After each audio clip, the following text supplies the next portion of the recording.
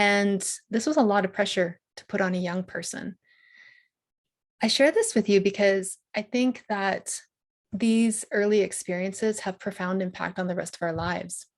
And any of you that have ever lived in dysfunction or experienced dysfunction for an extended period of time, whether that's a bad relationship, a toxic work environment, your own family trauma, it impacts you and you learn a skill set that actually gets in the way of setting boundaries. One of the first things you learn is how to navigate conflict and prevent it at all costs. Notice I didn't say managing conflict, because I'm a big believer that conflict can be a healthy thing. It identifies where we need changes in our life. And if we have the right tools to be able to manage it, we can turn it into something positive. But in a dysfunctional situation, you're just navigating it. You're just surviving it. You're just trying to figure out, how do I get through it? And so you're constantly on the lookout for, what do I do to get through this situation? Or how can I prevent it in the first place?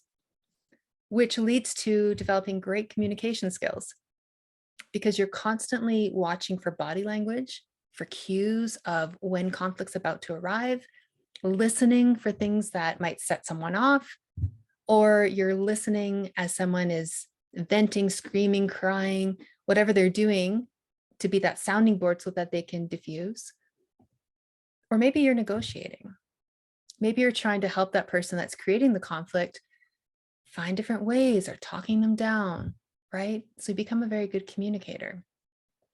You learn how to watch for things that are going to go wrong, right? You become very risk adverse. You become very wary and very tuned into, when's the next shoe going to drop. So you become very good at, instead of looking for the positive things in life, looking for the threats and determining what they are and trying to prepare for them. You become very good at being a perfectionist. In dysfunctional relationships or environments, the thought that if I just do everything right, if I just do everything perfectly, then the conflict won't happen, becomes very ingrained in us.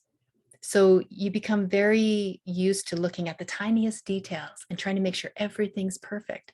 It's like in domestic violence relationships, where a partner wants to make sure the house is completely perfectly clean and dinner is exactly correct and it's on the table at the right time, right? Because that will prevent the conflict, which we all know that isn't the cause of the conflict, but we think that by doing that, we're gonna prevent it. So we become perfectionists, people pleasers. And then finally, you become a bit of a control freak, because again, if you can control all these elements that might create conflict in the first place, you have a better chance of avoiding it.